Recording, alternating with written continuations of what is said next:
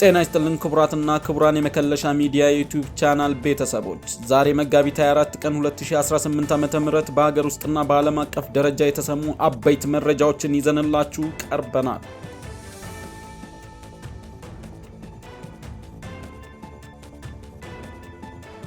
ዛሬ በአዲስ አበባ ከተማ የለውጡን 8ኛ ዓመት አስመልክቶ ደመቅ ያለ ህዝባዊ ሰልፍ ተካሂዷል።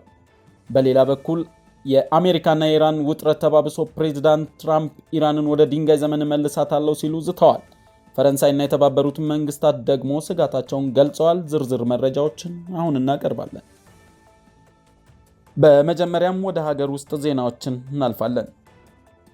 ዛሬ መጋቢት 24 ቀን 2018 ዓ.ም በኢትዮጵያ ሀገራዊ ለውጡ እውን የሆነበት 8ኛው ዓመት በመላ ሀገሪቱ እየተከበረ ይገኛል። ይህን ተከትሎ በአዲስ አበባ ከተማ አስተዳደር ስር በሚገኙ ሁሉም ክፍለ ከተሞች ታላቅ ህዝባዊ የድጋፍ ሰልፍ ተካሂዷል።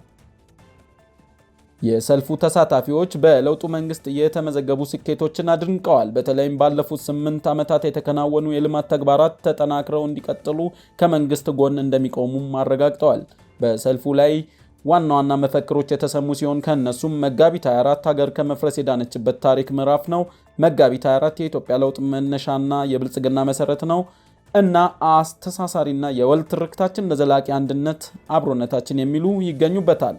ሰልፈኞቹ መጋቢት 24 የትውልድ ብልጽግና መሰረት መሆኑን በመግለጽ ለውጡ በመስዋዕትነት የመጣ በመሆኑ በመስዋዕትነት እንደሚጠብቁትም መልእክት አስተላልፈዋል።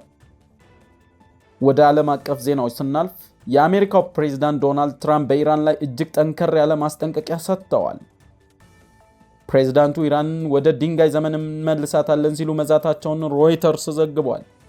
ጦራቸው በሚቀጥሉት 2-3 ሳምንታት ውስጥ ከእስካሁኑ እጅግ የገዘፈ ጥቃት እንደሚፈጽም የገለጹት ትራምፕ የኢራን ባለስልጣናት የቀረበላቸውን የድርድር ሐሳብ እንዲቀበሉ አሳስበዋል።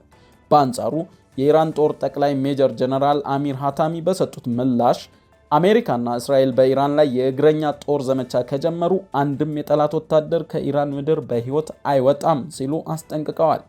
ቴህራን ባለፉት ቀናት በአሜሪካና እስራኤል አጋር ሀገራት ላይ የፈጸመችውን ጥቃት ማስጠንቀቂያ ብቻ መሆኑን ገልጻለች። ይህ የሁለቱ ሀገራት ጦርነት ከአንድ ወር በላይ ያስቆጠረ ሲሆን አሁንም የመለስለስ ምልክት እየታየበት አይደለም። የፈረንሳዊ ፕሬዝዳንት ኢማኑኤል ማክሮን በበኩላቸው የሆርሙዝ ሰርጥን ለማስከፈት ወታደራዊ ኃይልን መጠቀም አማራጭ አይሆንም ብለዋል። ማክሮን የትራምፕን ወታደራዊ ዕቅድ በመተቸት ከኃይል ይልቅ ንግግር አስፈላጊ መሆኑን ጠቁመዋል። የሆርሙዝ ሰርጥ ለዓለም አቀፍ ነዳጅ እና የንግድ ልውውጥ ወሳኝ መሆኑን በማንሳት ፈረንሳይ ከአውሮፓ ህብረት ጋር በመሆን ሰርጡ በሰላም እንዲከፈት እየሰራች መሆኑን ገልጸዋል። በተያያዘ መረጃ የተባበሩት መንግስታት ዋና ጸሐፊ አንቶኒዮ ጉቴሬዝ ጦርነቱ በአስቸኳይ እንዲቆምና የተኩስ አቁም እንዲደረግ ጥሪ አቅርበዋል። በጦር ሜዳ በኩል ደግሞ የኢራን እስላማዊ አብዮታዊ ዘብ ፍታሂን ክፍል አዛዥ የሆኑት ጀነራል መሐመድ አሊ ፋታሊዛድ መገደላቸው ተረጋግጧል። ሩሲያ በበኩሏ በክሬምሊን ቃል አቀባይ ዲሚትሪ ፔስኮቭ በኩል ባወጣችው መግለጫ ጦርነቱ እንዲያበቃ አስተዋጽኦ ለማድረግ ዝግጁ መሆኗንና ፕሬዝዳንት ፑቲን ከቀጠናው መሪዎች ጋር እየተነጋገሩ መሆኑን አስታውቃለች።